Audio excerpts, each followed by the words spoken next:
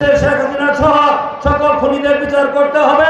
এই 16 বছর কি আপনারা শান্তিতে ঘরে ঘুমাতে পেরেছেন? পুলিশের আওয়ামী লীগের অত্যাচারে তারা আমাদের উপর অত্যাচার নির্যাতন করেছে। এই 16 বছর আমরা আন্দোলন করেছি ভোটের অধিকারের দাবিতে। একটি নির্দলীয় নিরপেক্ষ সরকারের অধীনে একটি সুষ্ঠু নিরপেক্ষ নির্বাচন চেয়েছিলাম। সেই নির্বাচনটা কি দিয়েছে? আমরা পেয়েছে। 2008 সালে একটি 55 ইলেকশন নির্বাচনে তারা বিজয়ী হয়েছে। 2014 সালে এই যে আমাদের কুলাঙ্গার জাতীয় পার্টি, এই কুলাঙ্গার জাতীয় পার্টির কারণে 2014 সালে 5 জানুয়ারিতে মাস্কট নামে যে আমার নেতৃত্বে আপনারা রসুন্দি থেকে হাজার হাজার নেতাকর্মীরা ঢাকায় মাস্ক করেছিলেন, পুলিশ হামলা করেছিল, র্যাব পুলিশ হামলা করেছিল। সেদিন জুড়ে আওয়ামী লীগের সাথে যদি জাতীয় পার্টি আঘাত করে এই পতিত স্বৈরাচারের সাথে যদি নির্বাচনে না যেত, সেদিনই শেখ হাসিনার স্বৈরাচারের পতন হতো। 2014 সালের 5 জানুয়ারির আগে তার পতন হতো। এই দীর্ঘ দিনগুলি আজকে তার ক্ষমতায় ছিল। দীর্ঘ প্রায় 8 বছর ক্ষমতা দেখেছে এই জাতীয় পার্টির জন্য।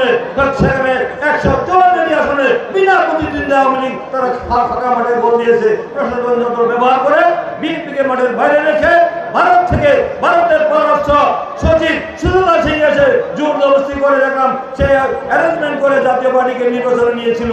সেই নির্বাচনে জাতীয় পার্টি বয়কট করলে শেখ হাসিনা নিশ্চিত পরাজয় হতো।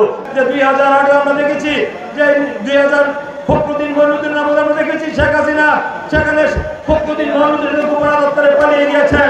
বেগম খালেদা জিয়া, তারেক রহমান, জিয়া রহমান উত্তরসূরি, সেই বেগম খালেদা জিয়াকে বিদেশে পাঠানোর চেষ্টা করা হয়েছিল। তিনি বলেছিলেন যে বাংলাদেশের মাটি ছেড়ে আমি পৃথিবীর কোথাও যাব না, আমার কোনো প্রভু নাই, বিদেশের মাটিতে আমি যাব না। যদি আমার মৃত্যু হয় এই মাটিতে আমার কবর হবে, আমি বাইরে যাব না। কিন্তু শেখ হাসিনা টাটা দিয়ে তিনি দেখেছেন বিদেশে পালিয়ে গিয়েছিল, কিন্তু বেগম খালেদা জিয়া দেয় না। তিনি বলেছেন আমার 3টি পরিবার, একটি হলো দেশের মানুষ, একটি আমার দল, আর একটি আমার পরিবার, তার বাইরে আমার কোনো ঠিকানা নাই। তার শেখ হাসিনা বলছে তাদের পালিয়ে যাওয়ার ইতিহাস আছে। শেখ মুজিব পালিয়ে গিয়েছিল স্বাধীনতার ঘোষণা না দিয়ে।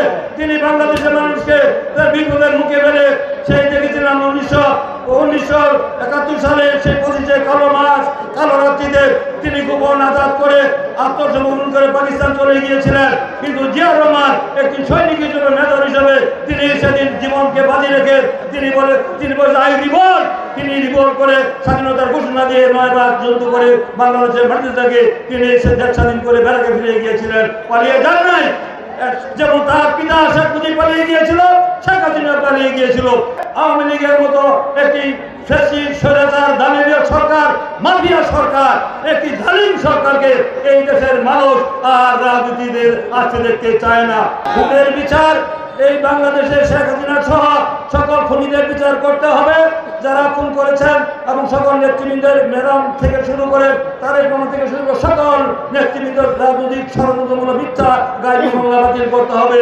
এবং অবিলম্বে তারা মানুষের দাবি যে নির্বাচনের তারিখ যে ভোট দিতে পারে না 16 বছর ভোটের অধিকার ফিরিয়ে দেওয়ার জন্য একটি যৌক্তিক সময়, দ্রুত সময়ের মধ্যে একটি নির্বাচন করে রুটম্যাপ দিয়ে জনগণকে আশ্বস্ত করবেন। নির্বাচন দিয়ে তিনি এই সরকার এই অন্তর্বর্তীকালীন জাতির কাছে চিরস্মরণীয় হয়ে থাকবেন।